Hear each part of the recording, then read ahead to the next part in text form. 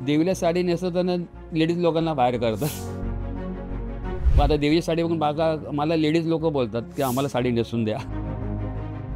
माझं एक आहे, मी जेव्हा माझं काम म्हणजे परमेश्वर. मी ज्यावेळेला धोतर किंवा साडी काय मी त्यावेळेला 100% मी माझ्या कामात फोकस. माझ्या आजूबाजूला कोण काय बोलतो, काय नाही बोलत, त्याच्यात माझं लक्ष अजिबात म्हणजे फुल इन्व्हॉल्वमेंट असते देवामध्ये त्या, की बाबा माझा देव अजून किती सुंदर आणि किती चांगल्यापर्यंत किती लवकर करेल. एखाद्या गणपतीची बैठक बघितली वेगळी. मी स्वतः धोतर नेसून घरी पहिले प्रॅक्टिस करतो, की मी बसल्यावरती ते पाय फोल्ड कसा जाणार आणि पाय कुठून सुरुवात ते मी स्वतःवरती करतो प्रॅक्टिस करून स्वतः. मग तेच विषय मी गणपती आणण्याचा प्रयत्न करतो. तुम्ही जसे काम करता तुम्हाला त्याचे ट्रिक्स मिळत जातात. आता मला प्रत्येक वेळेला मी नेसवताना मी लक्षात घेतो, की मी काय केलं, आता मी काय केलं आणि त्याच्यामुळे माझं काम सोपं झालं का अवघड झालं ते मी लक्षात ठेवून कामं करत असतो. आजही मी तेच करतो. चित्र तर मी लहानपणापासूनच काढायचं, माझी आवड होती असे गणपती चित्र. मी डेस्क वगैरे पण शाळेच्या काढायचं, कर्कटक काढायचो. प्लस माझ्या आजीचं एक पुस्तक होतं पोथीचं, त्यात असा जास्वंदीवर गणपती बसलेला असा होता. ते मला खूप आवडायचं. नंतर मला काय माहीत गणपतीचं अट्रॅक्शन होतं. प्लस आमच्या बाजूला राणीबाग आहे. मला ते काय माहीत हत्तीला मी तासन जाऊन बघायचो तिथे.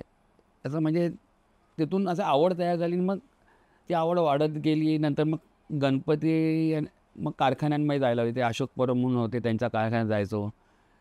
मग नंतर वेलिंग मास्तरांना त्यावेळेला अचानक ते झालेलं, की 1977ला ते मोठा त्यावेळेला मी पेपरात बातमी वगैरे आली. मग त्यावेळेला आवड होती म्हणून ते बघायला जायचो, ते त्यांचं कामं बघायचं. मग मी स्केच काढायला माझं स्केच एक पहिलं स्केच मास्तरांकडे नेलं होतं. मास्तरांचा तिथे लिमिटेड गणपती असायचे, त्यामुळे आम्ही विजय खातूंकडे गेलो होतो. विजय खातूला आवडला. विजय खातू बोलले आपण बनवूया गणपती तो. आणि माझं पहिलं स्केच होतं गणपती 1982 साली चालवला. त्यावेळेला फक्त माझाच एकट्याचं स्केच असायचं, बाकी ते सगळे लोक कॅलेंडर किंवा काय ते असं आणून द्यायचे, ते तसं चालायचं. नंतर मग ते हळूहळू वाढत गेलं आणि ते लोकांवर पोचलं. आणि मग विजय खातून मिळाला, त्यांचा संबंध जुळल्यामुळे त्यांना माझं काम आवडायचं. मग अख्ख्या त्यांच्या काळात माझा एक गणपती वेगळा असायचा, ते एक सगळे ओळखायचं, बा वेगळा गणपती म्हणजे प्रकाश येतला असेल मंडळातला. तसं ते टायअप होऊन त्यांना पण वेगळे पण आवडायचं आणि मी वेगळं करत द्यायचं. आणि मग ते असं माझं मंडळ होता मग बाकी दुसऱ्या मंडळाचे विचारणा व्हायला लागले. तसे मग स्केचेसचं काम असं वाढत वाढत गेलं सगळं ते. आणि मग पुन्हा पोचले इथपर्यंत. एकदा आपलं चिंचपोकीचा गणपती होता, आपला चिंतामणी म्हणता तुम्ही आता, आम्ही चिंचपोकीचा म्हणतो, पहिल्यावर सवय पडली ती. तर त्यावेळेला असं एक प्लॉट होता, की नारद वगैरे होता असा. आणि त्यावेळेला कारखान्यामध्ये मूर्त्या जाणार होत्या. थोडंसं काहीतरी लेट झालं होतं हलकंसं. तर ते मूर्त्या न्यायच्या होत्या, त्यावेळेला घाई गडबड होती. तर असं चिखल वगैरे पडलं आणि काय माहिती अचानक विजय खातूंच्या मनात केलं. मला बोलले, प्रकाश हे घे धोतर, नारदाला धोतर नेसव. मी विचार केला कसं काम मिळली, मी कधी केलेलं नव्हतं, पण त्यांना काय माहीत काय त्यांच्या ह्याच्यात त्यांनी मला दिलं. नंतर मी विचार केला, कारण मी एक लहानपणी आमचा एक विधी केलेला नारायण नागबळी म्हणून. त्यावेळेला त्या ब्राह्मणाने मला धोतर नेसवतं. मी लक्षात ठेवलं होतं त्यावेळेला, की कसं नेसवतं ते. मला वेगळं काही करायला आवडते. मी ते लक्षात ठेवलं आणि ते मी रिवाइंड करून तसं नेसवलं. आणि खातूनने बोलला मस्त झालं. तर हेच अजून धोतर वेगळं काय बरोबर केलं तू. मग त्यावेळेला कॉन्फिडंट वाटला. ते एक वेळ गेली. त्यानंतर बरेच वर्षमध्ये गॅप पडला. माझा एक मित्र आहे तर राजू शिंदे म्हणून, ते मूर्तिकार आहेत. ते सहज मला एक 12वी खेतेवाडीमध्ये घेऊन गेलेले. तर ते रणजित माथून ते अध्यक्ष आहेत. तर ते मला बोलले, की आम्ही बसलेला गणपती करणार आहे, कायमस्वरूपी असणार आहे बसलेला, तर त्याला तुम्ही धोतर नेसवणार का. तर मला काय माहिती, ते मी अचानक बोलले, मी पण अचानक अशी मान आले, हां करणार. आणि मग घरी येऊन विचार केले कसं करायचं. आणि तिथून ते सुरुवात होत गेली. आणि मग मी बोललेलो, की मी माझी पद्धत वेगळी ठेवणार धोतराची. मी कोणासारखी करणार, मी माझ्यासारखी करेल. मग मी माझ्या पद्धतीने मग वेगवेगळ्या पद्धतीचे पॅटर्न करत गेलो, नेसवत गेलो. आणि ते असं सगळं वाढलं पुढे ते. आणि ते आज पण चाललं आहे. चॅलेंजेस असं काय नसतं. तुम्हाला काय असतं, की तुम्ही जसे काम करता तुम्हाला त्याचे ट्रिक्स मिळत जातात. आता मला प्रत्येक वेळेला मी नेसवताना मी लक्षात घेतो, की मी काय केलं, आता मी काय केलं आणि त्याच्यामुळे माझं काम सोपं झालं का अवघड झालं ते मी लक्षात ठेवून कामं करत असतो. आजही मी तेच करतो.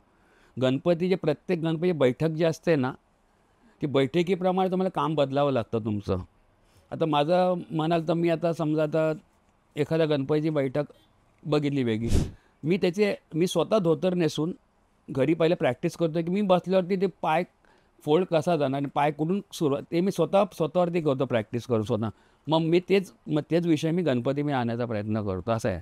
आणि प्रत्येक गणपतीच्या बैठकीप्रमाणे आपल्या कामाचा बदल केला तर ते वेगळं. आता नाचणारा गणपतीचं धोतर वेगळ्या पद्धतीचं असलं पाहिजे किंवा कैची गणपतीचा पोज असेल तर गणपती वेगळ्या पाहिजे, सरळ बसलं तर वेगळं, तर डावा पाय वर असला की वेगळ्या पद्धती, उजवा पाय असला की वेगळा असे वेगळ्या पद्धतीने. आणि ते सगळं आता एवढ्या वर्षी करत करत ते अनुभव आल्यामुळे मला त्यात ते शॉर्टकट्स कळले की काय केलं की काय होतं, कापड कुठे खेचलं की कुठे कमी पडतं, कुठे जास्त सोडलं, हे सगळं ते एक कामात ते काम करत गेले एक्सपिरियन्स येतो. माझ्या सुरुवातीला काय एवढं नॉलेज नव्हतं, पण ते काम करत करत मला ते आयडिया येत गेली ती अशी. माझं एक आहे, मी जेव्हा मला काम म्हणजे परमेश्वर. मी ज्यावेळेला धोतर किंवा साडी काय मी त्यावेळेला 100% मी माझ्या कामात फोकस. माझ्या आजूबाजूला कोण काय बोलतो काय नाही बोलत त्याच्यात माझं लक्ष अजिबात, म्हणजे फुल बोलतात ना एक प्रकारे बोलतात नसा काय म्हणतो आपण की फुल इन्व्हॉल्वमेंट असते देवामध्ये त्या, की बाबा माझा देव अजून किती सुंदर आहे, अजून सुंदर आणि किती चांगल्यापर्यंत किती लवकर करेल असं सगळं डोक्यात चालू असतं ते.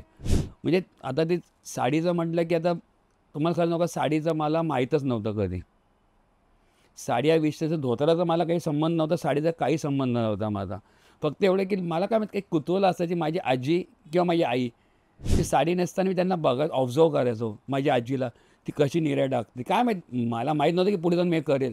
पण एक मला प्रत्येक नवीन गोष्ट शिकायला आवडतं. आता समजा आता एखादा कोण चप्पल शिवत असेल तर कसा शिवतो ते मी बघत असतो. म्हणजे एखादी कोणतीही नवीन गोष्ट असेल मी शिकायला आवडते मला. तसं मी ते ऑब्झर्व करतो. आई आई कशी निर्या करायची हाताने धरून वगैरे, किंवा आजी कशी करायची पाय. तर मग ते डोक्यात कुठेच फीड होतं आणि तेच मी नंतर ते वापरलं गेलं ते. आता माझं कसं आहे की प्रत्येक वेळेला मला काहीतरी कामामध्ये नवीन इम्प्रूव्हमेंट आणायला आवडते. बाबा असं करून बघितलं कसं दिसतं, तसं करून मग ते तसं ते बदल होत जातो आणि तसं मला आवडतं. आणि ते एक आवड आहे आणि त्यात इंटरेस्ट येत गेलं की ते काम होत जातं आणि कामच काम शिकवतं आपल्याला. सगळ्यात पहिली देवी आई भवानी आपली चिंचपोकळीची. तिथून सुरुवात कारण ते चिंचपोकळीत धोतर नेसत होतो मी. तर त्यांची देवी होती, तर मला बोलली देवी पण आहे. मग ती पहिली देवी ती आहे, तिथून सुरुवात झाली माझी. आई भवानीपासून सुरुवात झाली. खूप खूप देव्या होत्या. गिरगावची देवी आहे, निकटगिरीमध्ये बसतेची देवी आहे. नंतर मग सातरस्ती देवी आली आणि सातरस्ती देवीचं काय आलं की पहिली ती देवी ती उभीच असायची आणि लॉकडाऊनमध्ये त्यावेळेला 4 फुटाचं केलं, त्यामध्ये देवी बसवली. मला वेगळं करायला आवडतं. मी त्यात एक प्रयत्न वेगळा केला, बसल्या देवीला वेगळ्या पाहिजे साडी नेसवली आणि ते लोकांना सगळ्यांना आवडलं आणि पुढे तर सगळं तुम्हाला सगळ्यांनाच माहिती आहे काय घडलं ते. मी जास्तीत जास्त एक साधारणतः 20 मिनटं 15-20 मिनटामध्ये काम व्हायलाच पाहिजे होतं. तर हे या स्पीडने मी काम करतो.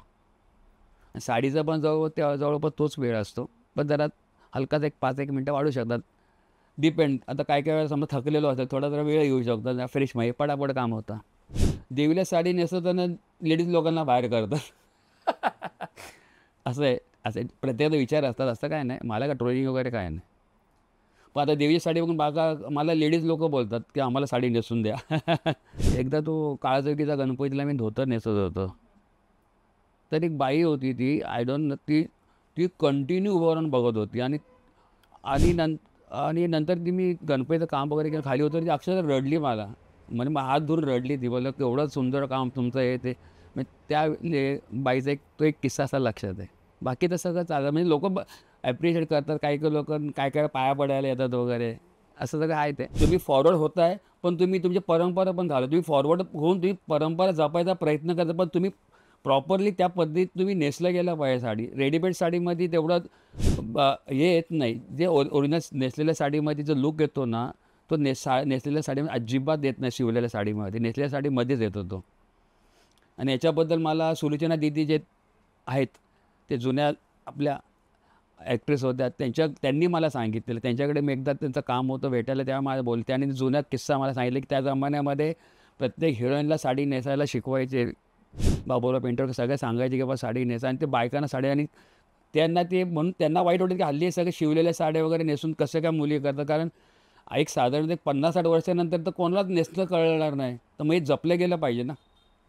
हे काम आपल्याच हातात आहे. नवीन पिढी जातात. ठीक आहे तुम्ही शिवलेल्याच घात, पण तुम्ही नेसवायलाही शिका ना. स्वतः नेसा साड्या त्या. तरच तुम्ही नेसलं तर पुढच्या पिढीला कळलं नऊवारी साडी कशी नेसली जायची. आता असं नको व्हायला की रेडीमेड साड्याच माहिती, नेसायचं कसं माहीतच ना, असं नको व्हायला.